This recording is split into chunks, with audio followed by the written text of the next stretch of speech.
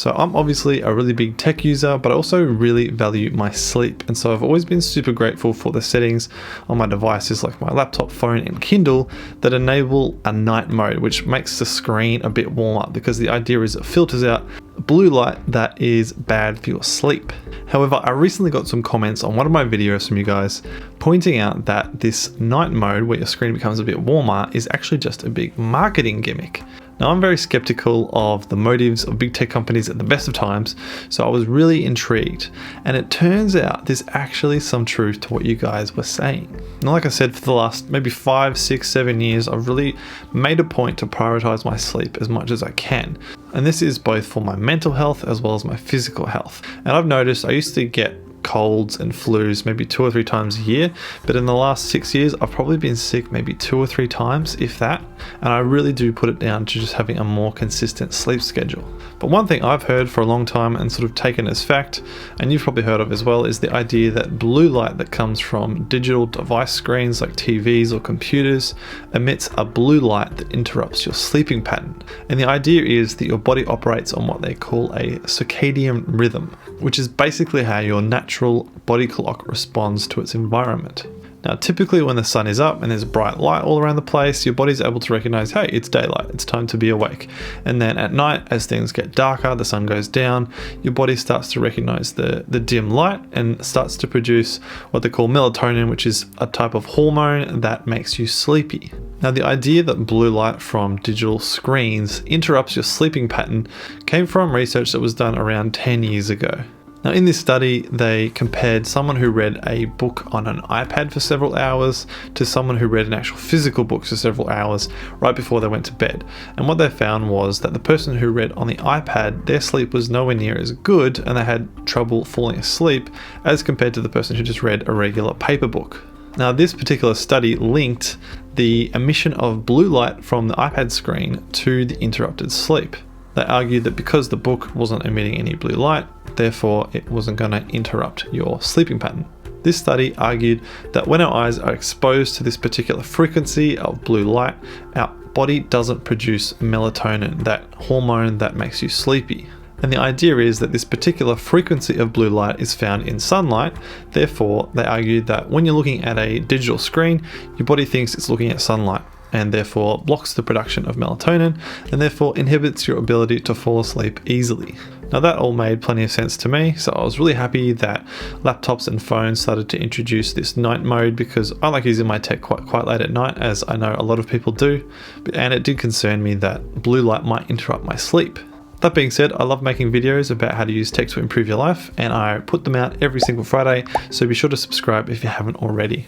But like I said, I recently got some comments on one of my videos saying that this night mode in things like Kindles or laptops is just a big scam. There's actually no science behind it, and the only reason that these companies do it is it's a marketing gimmick. So I did a little bit of research and looked into it. And what I found was that in late 2019, a group of researchers at the University of Manchester in England found that the link between blue light and disrupted sleep might not actually be as strong as was once thought. They had done a study in mice, and they had found that warm light was actually more disruptive to the sleeping patterns of the mice than cool light was. And they theorized that warm light is actually visually more similar to daylight than cool light, which is more visually similar to sort of like a twilight color. Therefore, they thought when the mice saw the warm light, they thought that it was still daylight, and therefore their sleep was actually more interrupted. Now, apparently these sorts of tests in mice don't always translate directly to humans, because humans obviously are very different to mice. Mice also have different sleeping patterns to humans, and the lighting that they use wasn't directly from a computer screen in the study. But it does give some evidence to the idea that the dangers of blue light in humans might have been a little bit overstated. And the study even suggested that using a night mode where your screen becomes warm at night actually might confuse your body clock a little bit, because it'll start to think that because the color of the light is becoming warmer, that means that it must be daytime. And the idea behind this is the theory that our eyes actually aren't as sensitive to particular wavelengths as much as they are sensitive to overall brightness and our overall perception of color itself. The study actually argued that it might be beneficial to use warm bright lights during the day and then cool dim lights during the night, because again, it's sort of more similar to daylight hours. Having warm colors and then cooler colors like blue are more similar to a twilight, which makes your body think that it's becoming nighttime and therefore needs to get ready to go to sleep. So going back to digital screens, the idea is that maybe it's less about the particular wavelength that's coming from your digital screen and more about the overall brightness and the color that's coming from your screen. And I mean, even if you think about the original study that was used to argue the benefits of using warm light at night, if the person using an iPad had their sleep more disrupted than a person using a book, you could potentially see that maybe it was just a matter of the fact that an iPad screen is just so much brighter than reading on a book, even under a bright lamp. And that could help explain the original link between using digital screens that affect your sleep compared to avoiding them altogether. So all that said, does that mean we should just switch off all our night modes and leave our screens the way they are at night? Well, even the researchers in this more recent study have said that more research needs to be done and that everybody does seem to respond differently to others. And I mean, for me, like I said, tech has never really seemed to affect my sleep that much. I've often used tech up quite late and I've been able to get to sleep fine.